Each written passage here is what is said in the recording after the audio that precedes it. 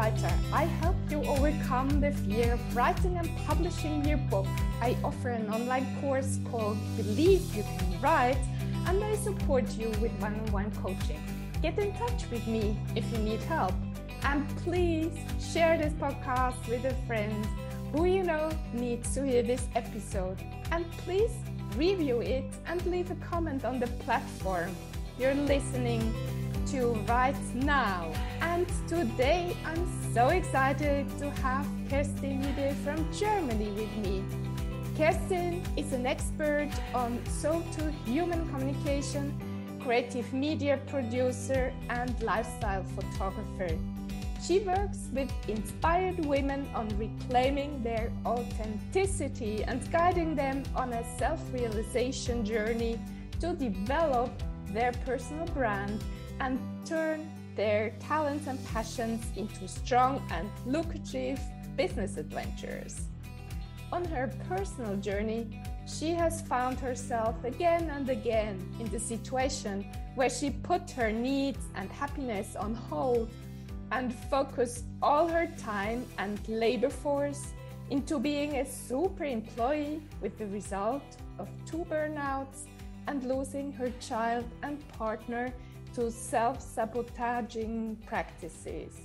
Coming out of her own self-realization path, she created the masterclass My Next Step 101, where she teaches now the universal law on self-love, personal growth, and focused breakthroughs. Welcome, dear Kerstin. Hi, Esther. I'm glad to be here. Thank you for inviting me. Me too. So let's start with the first question. What has been your most difficult moments in life, and what did come out of that? Oh, that's a loaded question. I mean, there are so many moments that were defining to me, but I think when I put them all together, the lesson, and I'm going to start with the lesson, is basically it is about, for me at least, it is about stop building my life around others and learn to realize myself with greater confidence and strive, which means I had to learn the hard way to really focus on my own desires to make them come true before helping others, and not the other way around. Because in the process, I've been losing myself. And every time I dared to do it, like put myself first, I did a step. I was very courageous, but then I got lost in the process. So my 3 points where I was truly just be in my power was: 1, I was born in East Germany, and I left that country actually before the reunion with West Germany. So that moment, being by myself and being sent across the border with no connections, no idea about what I'm going to do or where I'm going to end up, that was great for me. It was a great strive for me, but I didn't know what to do from then on. So there was that moment where I went back into my old behavior, just to say, okay, I need to serve in order to survive. And that mindset kept carrying on throughout my life. And wherever I went, I lived in different countries. When I had a lot of adventures. But in the end, every time I did something for myself, as soon as I did it, I went back to this old behavior okay, well, now I'm here, but now I have to serve again. And in that process, it was a self-sabotaging process where I really lost the passion for the things that I really wanted to do. And I also treated my surroundings the same way. So they weren't important enough as the work and serving others was. And so I lost a lot of friends. I lost my partner and my child through that. And I ran myself into a couple of burnouts. And on the pinnacle of it all, meaning when I was burned out and when I lost my child and my partner, I really put myself into a mental coma where I just really needed a time out. And that took a full year just to realize what was going on. Who am I? How do I find back to my strength and not just catapulting myself into situations and then failing in seeing it through to the full success. And so, that kind of like was my short story into my defining moments that made me realize there is no future in how I behave. I'm so sorry, Kerstin, to hear what you went through. We all have, we all have tragedies in our lives, and for everyone it's different. We all experience something that is a great heartache or a great tragedy. For me, it was that, and I'm pretty sure there are many women listening here that have something very similar. And also what you're saying, putting your needs second and the needs of the others first, that really relates so much to me. Yeah, we are conditioned in early childhood, and we could sit down and blame we are born into this, but no, we can't, because we are humans. We have the possibility to get out, but that process of getting out, this is self-taught. No one teaches you that, because everyone has its own journey, and that is life.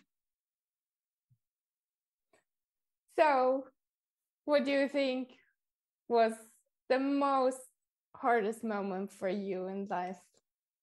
The hardest moments were exactly that, to realize that because of my behavior, I destroyed many things that were dear and precious to me, and that I had to step it up, not only into creating change, because that is what it's all about. It's all about creating change, but then from there, going on further to go through a transformation and evolve as a soul, as a human, in order to make progress. And so the hardest thing for me was truly to, after so many adventures that were great, but ultimately losing it all, because I only changed, creating chaos, and didn't transform. And so with that heartache, that was a tough moment. This was really something that broke me. But I think equally tough and equally hard was the journey to myself, to truly sit down and fess up to myself. What am I doing? What is self-destructing? And then allowing myself to realize it, make changes, and move away from it consciously. That is just as tough as creating a circumstance. And I have children, and you said you lost your child, and I'm so sorry about that. How old was your child? It was not born, but it was already in a time frame where it shouldn't have been lost. So, and the circumstance, I don't want to go into that, because that's a whole other story. It's very painful, and it took me a long time to actually move through that, and be okay with the child not being there. But I think in any state, whether it's whether a mother loses a child very early on in a miscarriage, or later on in life, it's if you're a mother meant to be, that is a heartbreak you never recover from, really. Yeah. And what helped you the most in those difficult moments? Do you remember? What helped me the most were, obviously, I had luckily a good people around me that gave me hold, that just kept me going. but also I think my own will or my own desire to survive that, building the strength to say I get through this here and I come out on the other side different, greater, more evolved, stronger, and making sure this never happens again, meaning really putting my mindset in a different state so that I realize certain things early on and don't make the mistakes again. Did you have some coaches at that time? No. No. That process I did all myself. I truly, that's why I always say I was in the mental coma for a year, because during that year of processing and just truly getting to the bottom of it all, I totally secluded myself. I could not participate in anything really. I was really I was at home in my four corners, and I was just processing. Yeah. Sometimes it's hard to get help, or isn't it? I think that's a personal thing. I do believe that coaching and therapy after a tragic loss is important. If you show certain tendencies, namely if you feel suicidal or something, but I never had that. I love life. I would never give it up for anything out of free will. But there are others that don't measure up to that say I can't, and it's not that they are weak, they just function differently, and you got to honor this as well. For me, it was just I needed a break. I needed a break from all the outside influence, because that was what I at the time basically blamed. I blamed my environment, how I grew up, how I was conditioned, for my failures. And I really had to come to grip with how much I would keep allowing those influences. And so I needed to push everyone and everything away from me in order to make that realization. Now, again, for others, this doesn't work that way. They really need, or it would be better if they would go and have coaches or therapists or something just to, keep their sanity and help them to move through. Later on, I did a different kind of therapy. It was also a self-healing, but just because I knew how to, once I tapped into the power, and that was helping me. And with that discovery, I thought, this is so powerful. I want to help with that other people, not in the tragedy phase, but afterwards when they start building themselves up. Great. Love it. Yes. I remember for me, it was hard to get help because I always felt ashamed to talk about my family in front of other people, because my family, we weren't allowed to speak about mother, father to others. So I don't know, you didn't have that probably. Well, my family growing up was very private as well, in that when we were in the private family, we had a lot of friends and a lot of we were out and about, and so, but at home it would only, you would change clothes behind behind closed doors. The bathroom would always be closed, but if someone was in there, so there was no peeking, it wasn't that, I ever saw my parents naked, or I would see, or just, have an idea of what they're doing in the bedroom. Like, no. We weren't a religious household, and this has nothing to do with it, but it was a religion of not getting too close. Like even, I mean, for me, I was the third child of three, and I wasn't a wanted child. So I was anyway, I was never really accepted into my family. And, to make matters worse, I was really bullied throughout school from my own family, from, a certain side of it. And I never really experienced love, how parents really would give their children. It was just always like a situational, okay, you're fine, don't cry, you're fine. But never this like really hugging and this loving. And I never knew that, and so that is also something that, I cannot blame them for it, because they also had difficult childhoods, and they had their own demons to fight with. But it affects a child, and this is how you behave into your adult life. And so, yeah, I wasn't allowed to speak or to show weakness. No, and I couldn't tell the truth either, because that never existed. Yeah, I understand you, Esther. This is terrible. Like and then I hear about other families, how loving this is, and I'm just when I was younger, I couldn't help but be so jealous that I wouldn't even want to be friends with them because they were too good.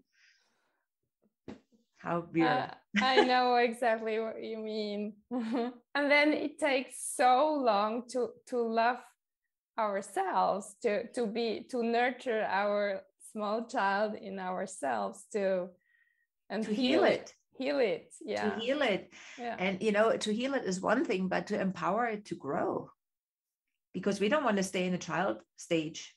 We want to grow, we want to become adults, and we want to be powerful in our own greatness. And so, yeah, to show the child, come on, we can do this, and let's just, use the child for the playful phase of growing, because we need that childish playfulness in order to reach the next levels of greatness. We need to experience freedom in thought and freedom in creation, which children have. When you look around what they all do in their creative minds and what they build with their, in their imagination. We need to definitely carry this through, but to just say, to keep saying, I need to heal my inner child, that works only so long. But then you have to take on as an adult and say, okay, like that is now healed, and now we need to move on. We need to move forward. But that's a tough one. That is really tough, because you need to go into the unknown. Like I said in the beginning, no one teaches you what your greatness is. You have to experience it for yourself. So you also have to bring yourself into letting go from all the old conditioning and moving on into something that you don't know. But that it's great, because if you have your child with you, the child is very courageous. They say, hey, let's do this. I want to try this, right? We as adults, we're like, I don't want to go on this roller coaster. I'm not crazy. And the child is like, oh yeah, I do. So we are very frightened as adults, which is kind of weird, because we have the power. So we need that combination, child adult, to grow. Tell me more, Kerstin, about this unknown you started going into. Yes. Oh, absolutely. Well, if you just think about it, like when we were younger, at least in our generations, today it's very different. The generations that are born today, starting with the millennials, they have a very different mindset. But the baby boomers, Generation X, Generation Z, we're the last ones before the millennial. We think still very different, right? So now I'm losing my train of thought. The unknown. This is a sign of aging, huh? 54. So into the unknown. Yeah. So we were still trained to, okay, so you go to school, then you learn a profession, then you start your adult life with getting a job, building a family. And, once you're done with everything, then you retire, and that's it. So that's kind of like the shortcut through it all. But we don't know when we're young what we want. Well, our inside, we may know what we want to become, but me growing up in East Germany, I had two options what I could become.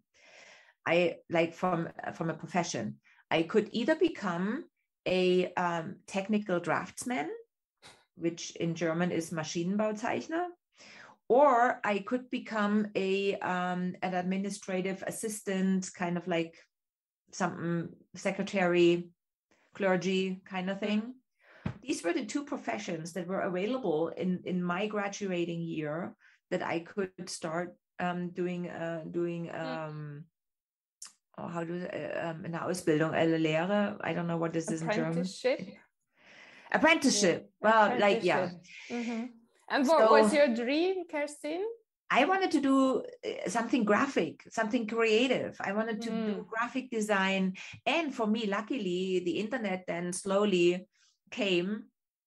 And so I totally dove into multimedia production. I loved graphic design, like for digital design, digital graphics, digital everything. That was my thing. Oh my God, I loved it. Yes.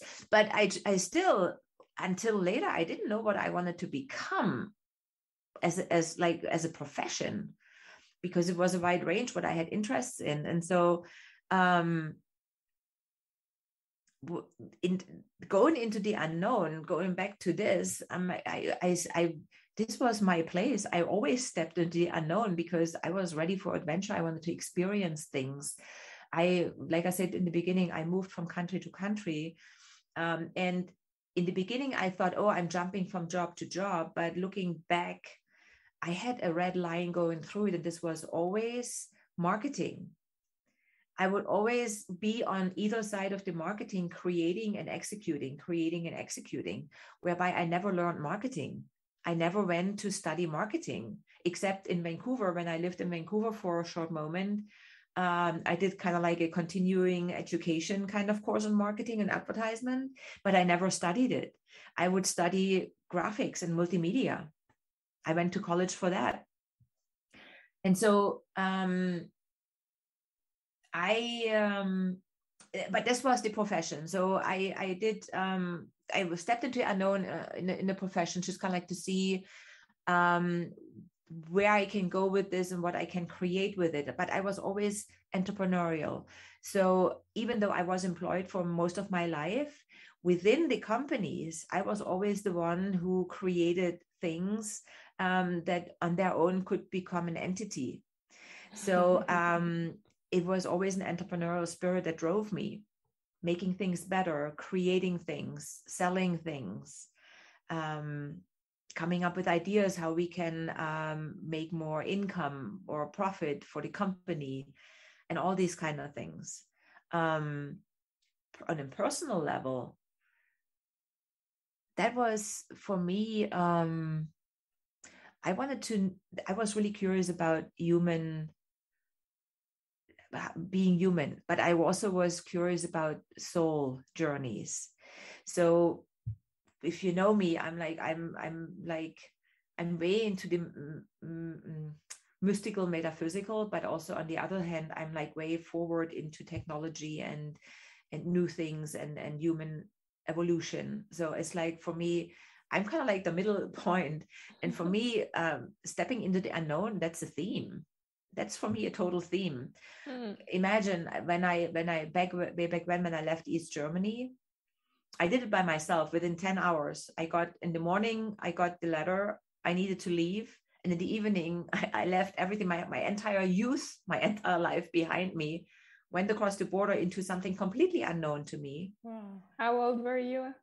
I was 21. Wow. I was 21 years old with 10 hours notice to leave everything behind and go across the border with 2 suitcases, not knowing what the future will hold. And I did this again and again, moving from country to country. It was never that significant ever again, because it was really going from one society to another, and it was going from family and friends to like nothing, going from a secure life into unpredictable, just not safe, not secure, whatever. but that's me. And I did this for many years. Like what I did was always like, I want to try this. I want to make this work because I can see. And this is how you grow. This is how you get strong. This is how you grow. And this is how you can see how far you can go.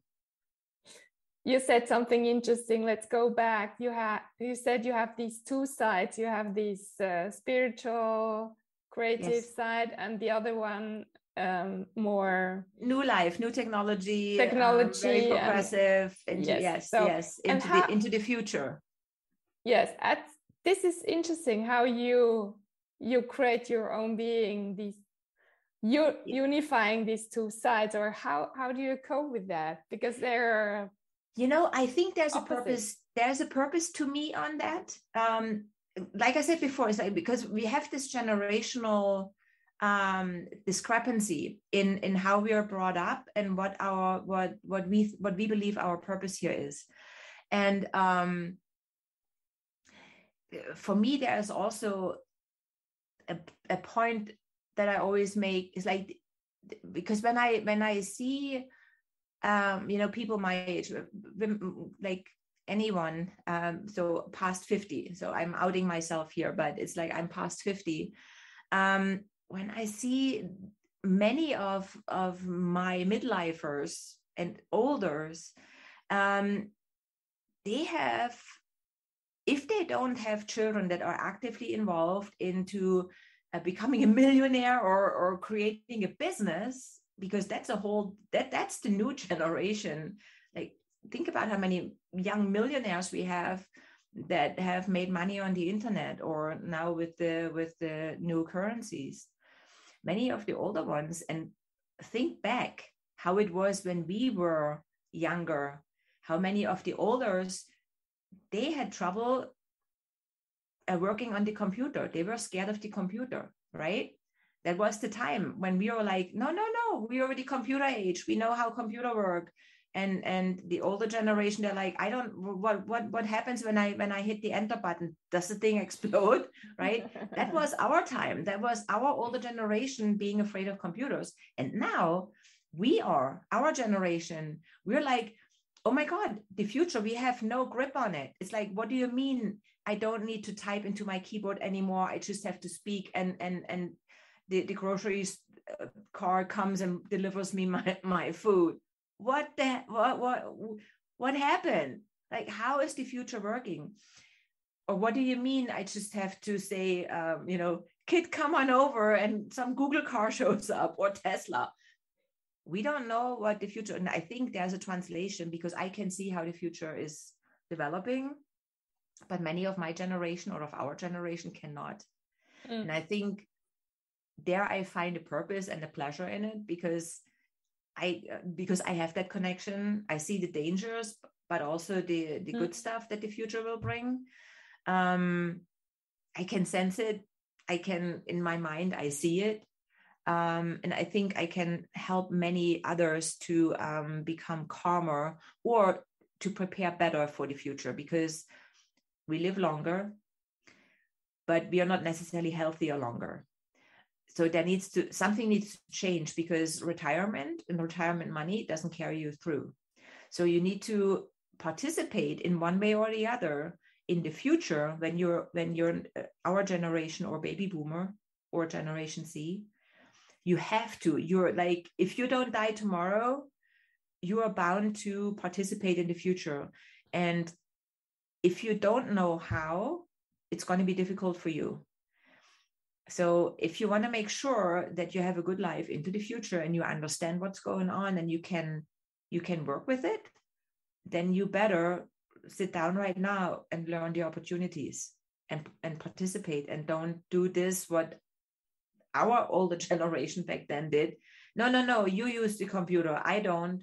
If I have to send a mail, I come to you and you do it for me. No, this is not how it's going to work, because today I don't have time for this anymore. I have to do my own thing. And the younger generation, they don't have the patience to explain this new stuff anymore, because we don't understand it. They understand it, and they have a hard time translating it into us so that we understand it. Just the last question, Kerstin. How do you integrate your spiritual being into this modern technology world? Oh, that's a good question. I schedule my time. I schedule spiritual time. And so I do morning meditations and really take my time in the morning to connect with myself. Before I touch any of the technology devices, be it phone, computer, or anything, I do my meditation. I start for the day just not touching anything, because as soon as you have something in your hand, like your phone, or you open Instagram or something, you're gone. You're gone. Like your attention is gone. Mine, at least. So, and my creative flow for what I thought, oh, this is this thing for today. And so I'm in my, that is gone too. So it's like really in the morning, I'm just with myself.